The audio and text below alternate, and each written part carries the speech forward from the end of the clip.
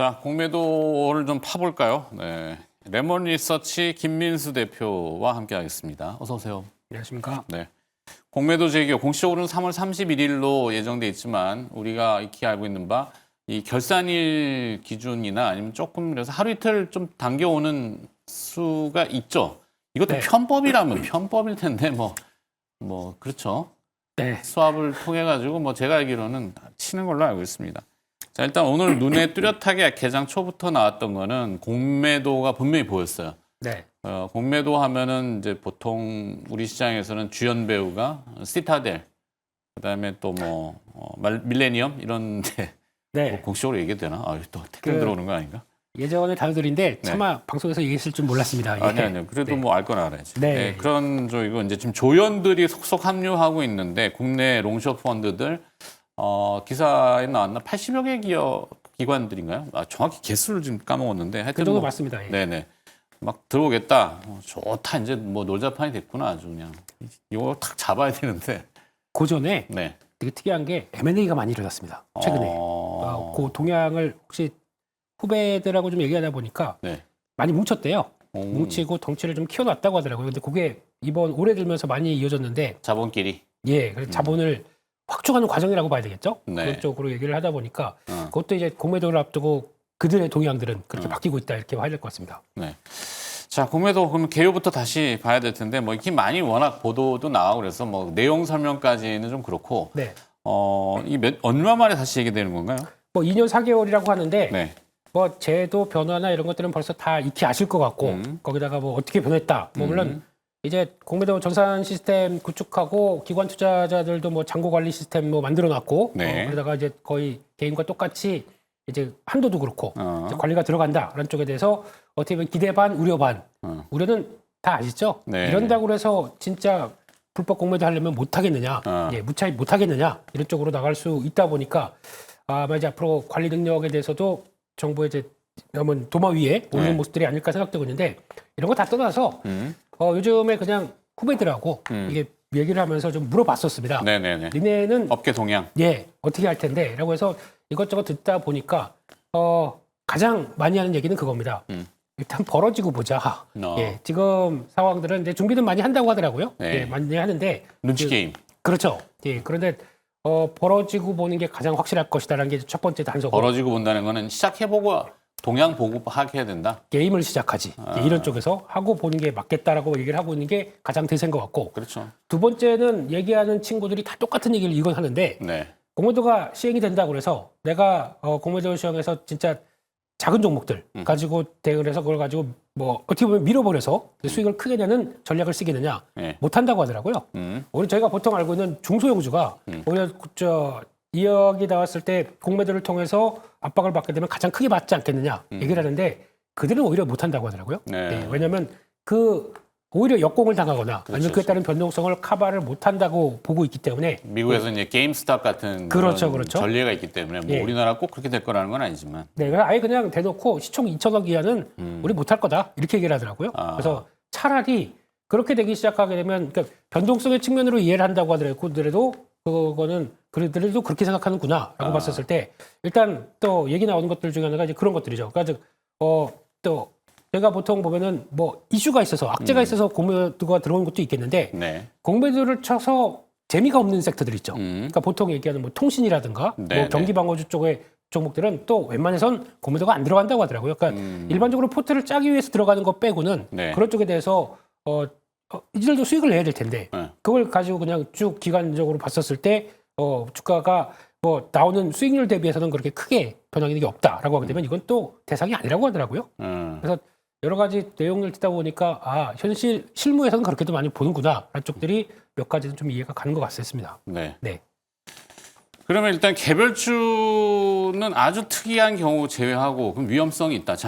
공매도를 저 기업이 좀 수상해. 저 좀 뭐 삐꺼덕거릴 것 같은데 또 공매도를 자식에 쳤는데 수급이 갑자기 모여가지고 와 공매도를 죽이자 이래가지고 거꾸로 뒤집어 버리면은 뭐 그렇죠. 그러니까 그들이 얘기하는 건 그거죠. 네. 내가 얻을 수 있는 수익은 최대한 100%입니다.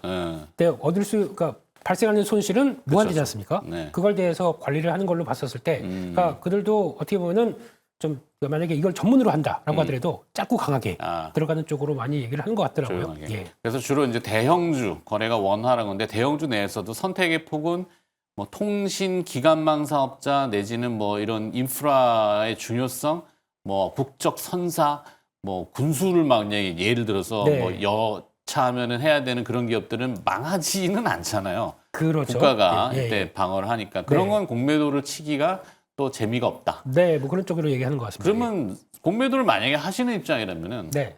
뭘 하겠어요? 저한테 왜 이러세요? 예. 저 거의 그냥 죄송합니다. 야, 예, 큰일 날 뻔했습니다. 예. 만약에 하는 입장이라고 하게 되면 저도 일단은 이제 눈치를 보겠죠. 눈치를 보면서 메이저, 그러니까 키맨이 움직이는 대로. 그렇죠. 그리고 아마 저희가 이제 보통 답지라고 하는 거 있지 않습니까? 네. 답지는 저희 예전에 공매도, 그러니까 이전 전에도 많이 얘기하면서 왜 뭐 증권 방송사에서 코너가 그런 것도 있었지 않습니까? 어떤 거? 공매도 따라잡기 뭐 이런 거. 아, 예. 뭐 대차장, 그렇죠, 뭐 그렇죠. 대주 추적해가지고 네, 이게 이제 공매도의 가능성이 높고 네. 뭐 기사들을 종합해 보니까 약간 깨림직하다 뭐 이런 것들. 그렇습니다. 그래서 네. 그것만 또 전문으로 파는 쪽도 나오는 거 보면 거기서 가장 기본적인 답지가 대차 장고입니다. 아, 네. 예, 그 장고 추이를 보면서 그리고 또 대차 거래 장고가 이제 무조건 올라갔다 그래서 이게 바로 공매도로 실행되는 건 아니겠지만 그렇게 보도는 나오죠. 그렇죠. 그만큼의 이제 압박들이 들어간다 그러면 거기서 나오는 이제 섹터 동향과 그리고 거기 나오는 이제 종목들의 흐름들을 같이 비교해 가면서 보는 것도 아마 저희 매경에서 준비하시겠죠? 네. 저는 모릅니다. 아, 예. 하겠죠.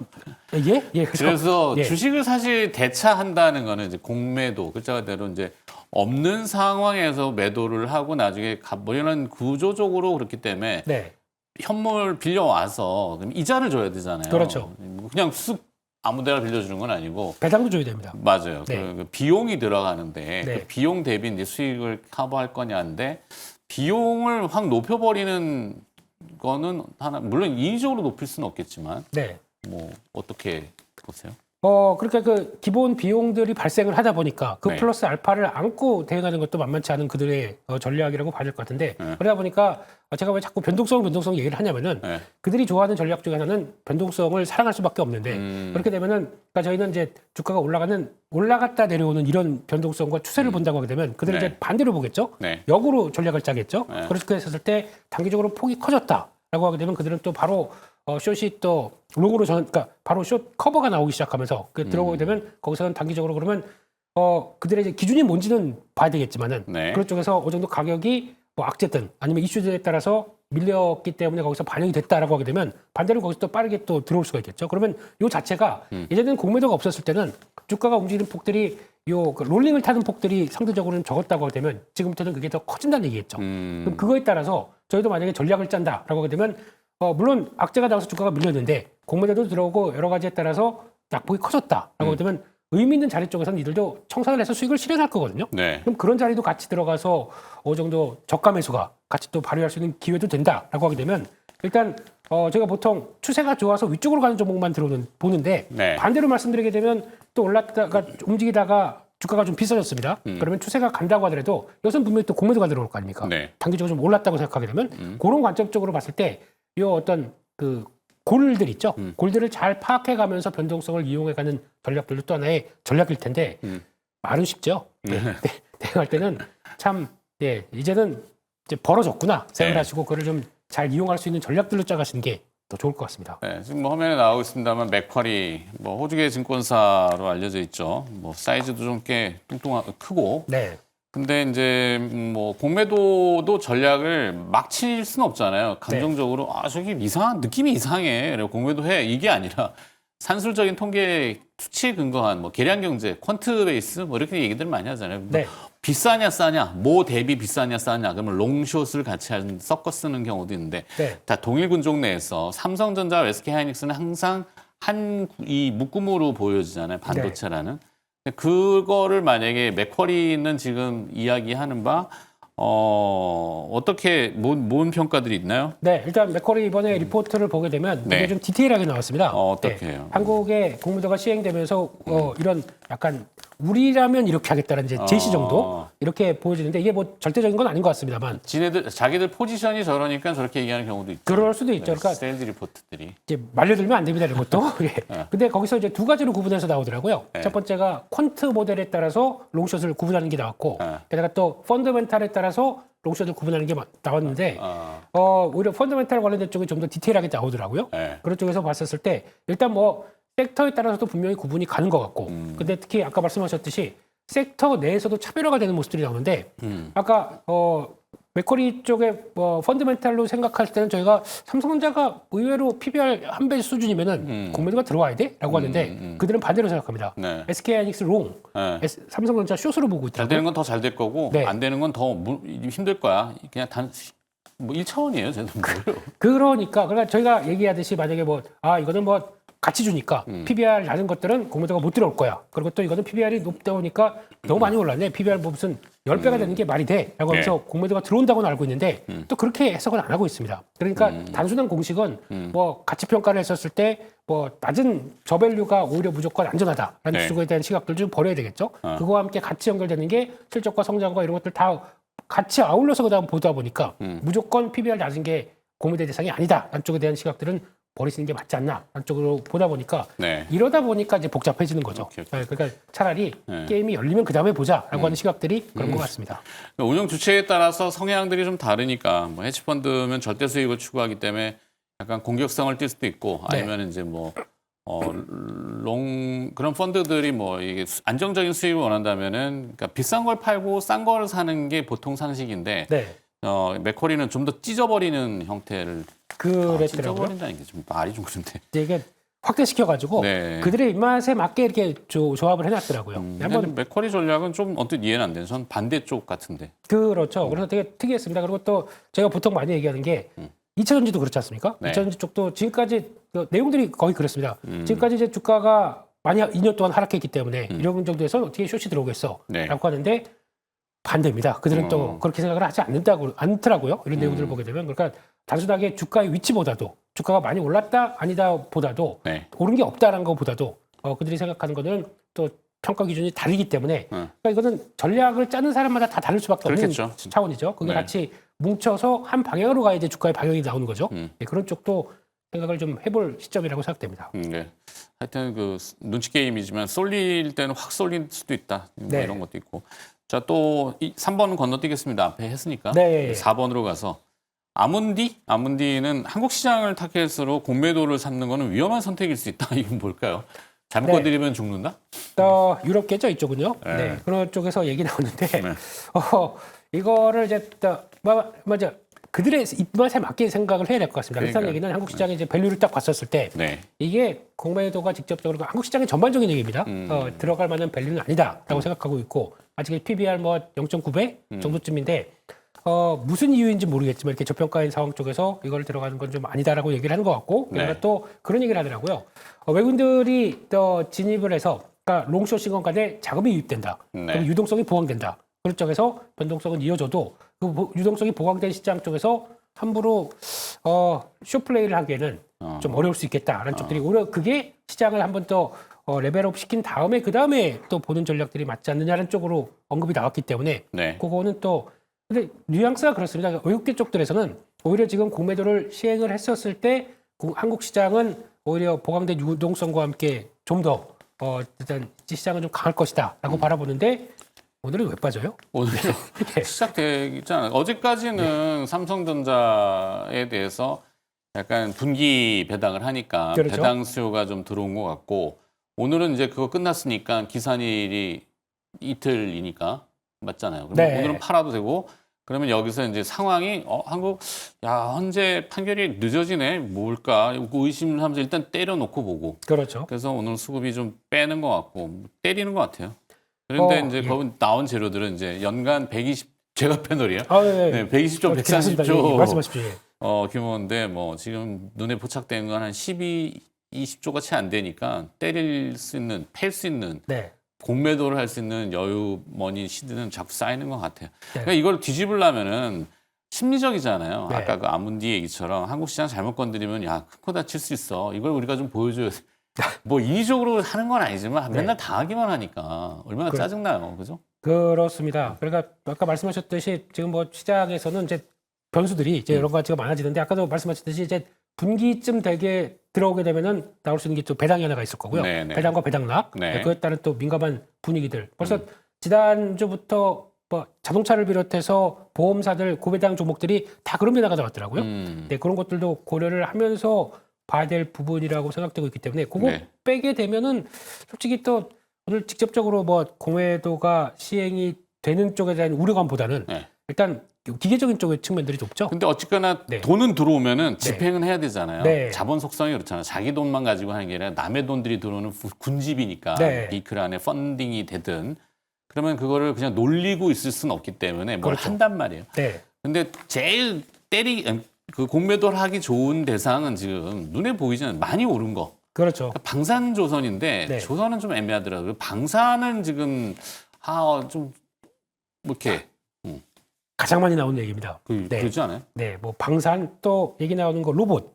로봇. 예. 음. 보여준 거 없다. 주가만 올라갔다. 이런 것들. 거기다가 또 요즘 보니까 바이오까지 대상으로 아. 참기 시작하면서 그러다 보니까 이제 코스닥이 먼저 위축된 측면들이 좀 그러니까 있죠. 아침에 알테오젠 막 그 방어적 뭐 이제는 뭐 좋다 뭐 이러면서 막 재료들이 나오던데. 머크사 일정까지 나왔습니다. 그러니까. 그러다 보니까 이제 올해 공매도 안에 맞을까봐 그냥 미리. 그런 측면들이 높은 거죠. 그러니까 미리 약간 그 걱정되는 쪽들은 미리 좀 빠지다 보니까 거기서 약간 비어진 것 때문에 주가도 이제 낮아지는 모습들이고 네. 이런 상태로 출발한다는 게 더 중요한 것 같아요.